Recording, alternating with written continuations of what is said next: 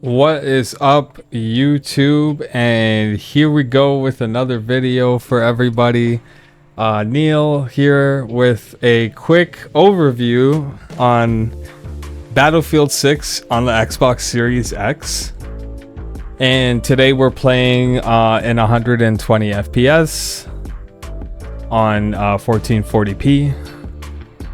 And the image that you're looking at is captured through a capture card. Okay. And basically, we're going to be reviewing 4 specific things with the game on the Xbox. Looking at it right now here, we're going to look at, first off, the gameplay performance. So, how does the Series X perform when running Battlefield 6? Is it lagging? Are there any frame drops? Or is it a smooth 120 FPS gaming experience? We're going to go over that. We're going to talk about the graphics and how the game looks on the screen when you're playing on the console. We're going to talk about the recoil and aim assist on the console and if it's any different than PC. And also we're going to talk about a few differences in the game compared to the PC version as well. So yeah, let's get into it. And if this video ends up being helpful for you, if you're considering purchasing Battlefield 6 on your console, on your Xbox, definitely drop me a comment in the comment section. A like would be much appreciated on the video as well. And if you do want to see more content like this, especially with Battlefield 6 when the game comes out, or in the next beta weekend, definitely drop a subscription, drop a subscribe there with that little button. And yeah, without further ado, let's get into it. So, the gameplay performance on the Xbox Series X is really good. It's better than what I thought it would be. And basically, I did test the small map mode and the big map mode, because obviously for lower end GPUs and PCs that aren't as powerful, running the bigger mode might create lower FPS or frame drops when you get into a gunfight. So that's something I really paid attention to, and in the video when we get to the part where I'm playing in the big map, I'll talk about that a little bit more. But as far as the gameplay performance for what the Xbox Series X is and how big and complex this game is, along with all the high-end graphics that EA has used in the game, I was genuinely surprised at how well it ran on the Series X. Like, it was a really, really good experience on the Series X.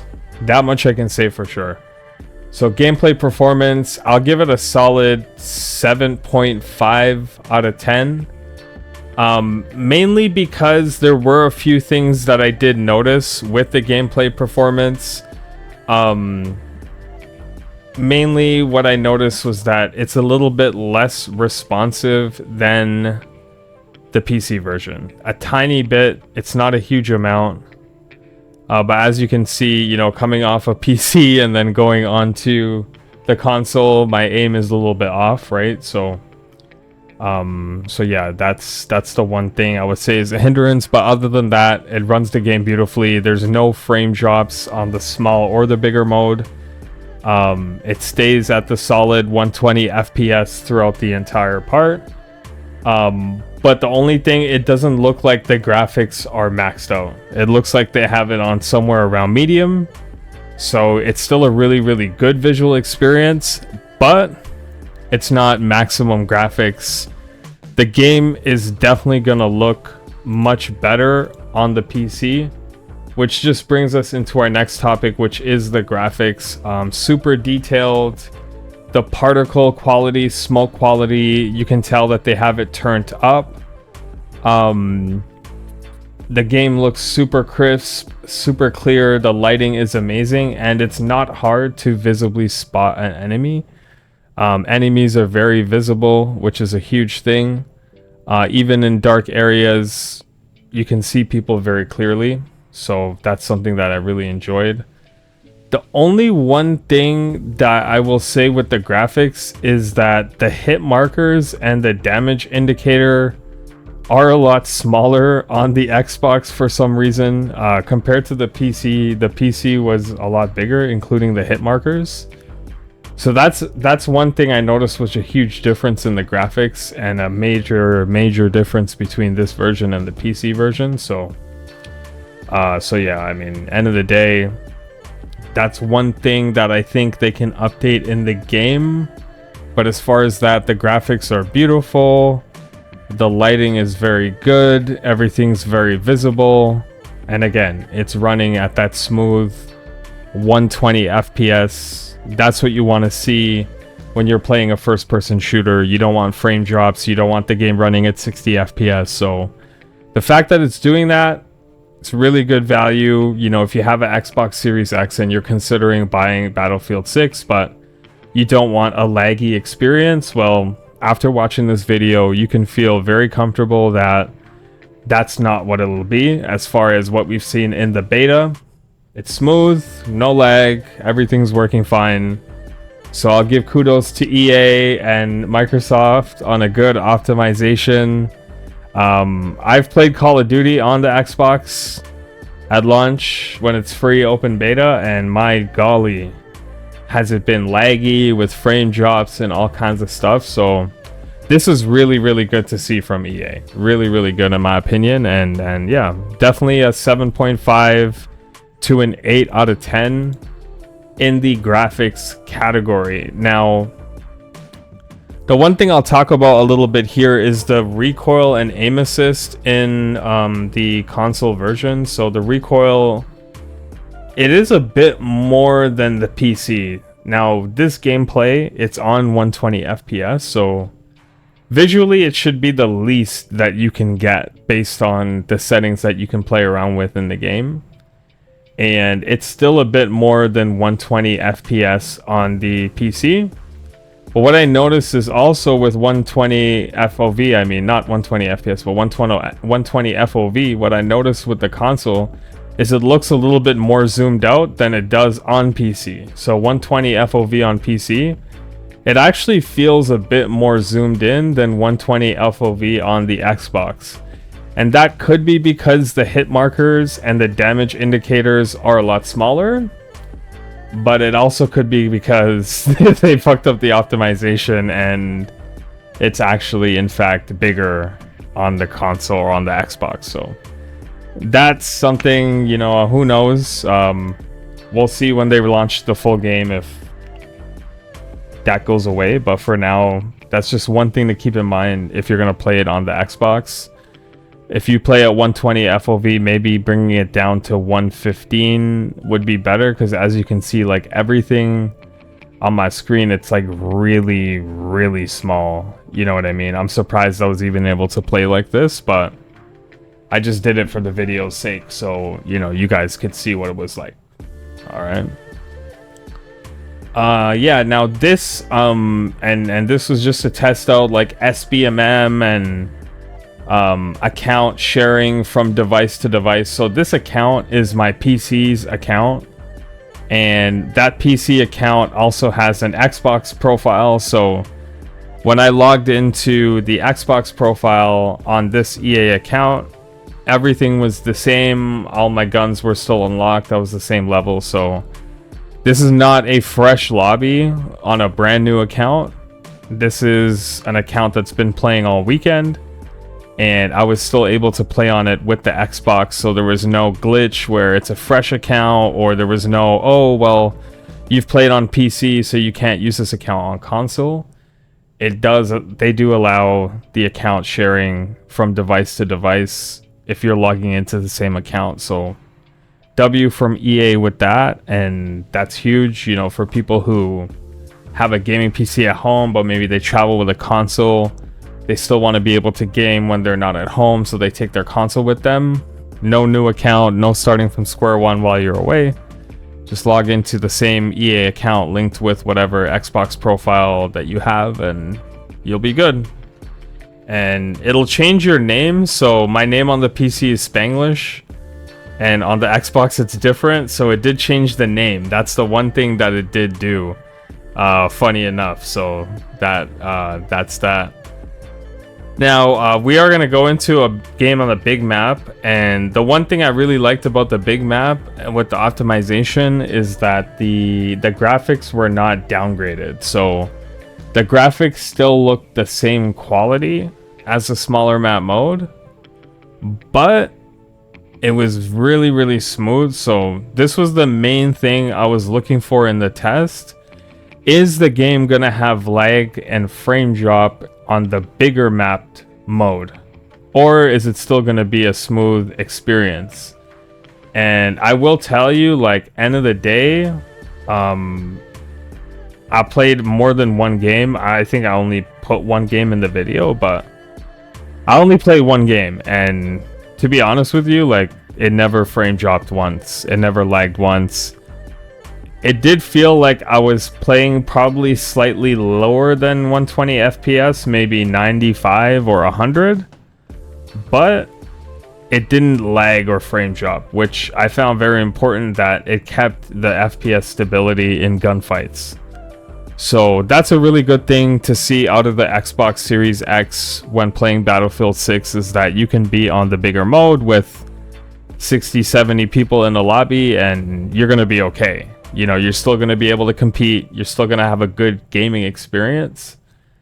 And yeah, if that means that, hey, you don't have to go buy a gaming PC to play the game, then, you know, so be it. Have fun, enjoy, and just get on your Series X, and who knows, the limits are endless. Now, the other thing to consider too is Battlefield usually goes on Game Pass, so what's going to happen is that once the game is aged after a while, especially if you're someone who doesn't like to buy $80 fresh new releases and stuff like that, you can wait for this game to go out on Game Pass. And frankly, I don't think it's going to take that long for EA to put it out on Game Pass.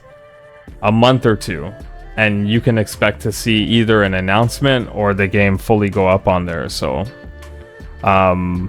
that's another thing to keep in mind. You know, if you're thinking, well, I don't necessarily want to buy the game, but I still want to play the game, you can always wait till it comes out on Game Pass, and you'll have a great experience on your Series X, especially once the game has come out for a bit and they've had a chance to re-optimize and look at everything again and figure out what are the best specs and settings for the console. You will start to see further improvements in stability and FPS stability and the latency of what you're doing in the game. So really good news, really good test. It was a great experience playing on the Series X, and the main difference between the Xbox version and the PC version are two major things, actually. So that first one was the controller settings. So on PC, you can basically configure your joystick separately from your controller dead zones, and each joystick, it basically creates like a separate dead zone for your joystick specifically. And I played around with that setting, and it actually made the sticks feel better. And in the Series X, it doesn't have that specific setting. It does have the regular controller tuning setting. And if you look at my settings video, which you'll see at the end, you know, there's a settings video for PC settings, which show you that setting, and we configure it. But on the Series X version, that setting doesn't exist. So I'm playing with all the same settings minus that specific setting, which in my opinion does change things. Obviously, it made it harder for me to aim and play how I normally play, so that's one thing to consider. The PC version as well, graphically, it looks much better. I'm not gonna lie, like the Series X version looks great. Like, I'm not gonna lie, like the graphics are good, you can see it looks amazing, it's fine, like there's nothing wrong with it. If you only have a console, like this is an amazing gaming experience for a $400 or $500 console in Canadian currency. So like American currency, we're talking $350 for a Series X. You're getting this kind of experience. It's great value for your money. But if you compare this to a gaming PC with a 3070 or higher GPU, it is a much better graphical experience. it looks absolutely amazing on PC, especially with NVIDIA video card. So that's just one thing to consider. You know, if you do have a gaming PC versus a console and you're thinking about where do you want to purchase it on, I'm going to recommend you purchase it on PC, because how their crossplay works is there's no console only crossplay like Call of Duty. There's just on or off, and turning it off means you can only get Xbox people, PlayStation can only get PlayStation.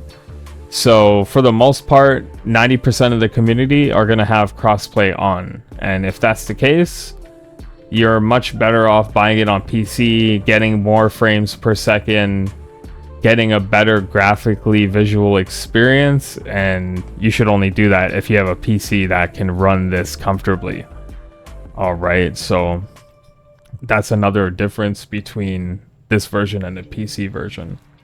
One that I mentioned earlier is the smaller hit markers and the smaller damage indicator, as well as the FOV on console, or well, specifically the Xbox, just feeling way more zoomed out than the PC version. I don't know why, but it just felt like everything was slightly smaller on this than it was when I was playing earlier on my PC. So that's really it.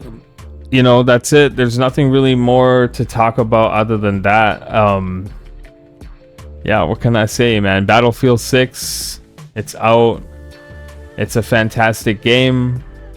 If you haven't tried it, I do recommend you try it. The next beta weekend is coming up on August 14th. I will definitely be playing it. I will be streaming it on NeilGBN on Twitch. So my Twitch is Neil, NeilGBN, on Twitch. And yeah, you can catch me there. I'll be on that all weekend. We're going to be playing Battlefield 6 the next beta weekend. And yeah, man, we're going to enjoy every minute of it. We're going to have the time of our life, and we're just going to learn this new game.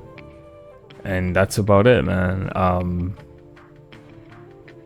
If you guys have any comments, suggestions, put them in the comments below. If you did watch the video to the end, I really do appreciate you. Please drop me a like and subscribe if you want more content like this.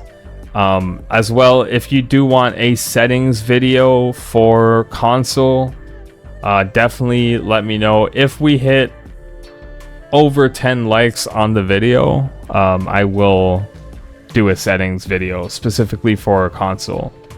And if we hit 20 likes on the video, I can also do a gameplay plus performance review of the game on PlayStation 5. So until then, Neil is out. I hope y'all guys have a good day, and thank you so much for tuning in.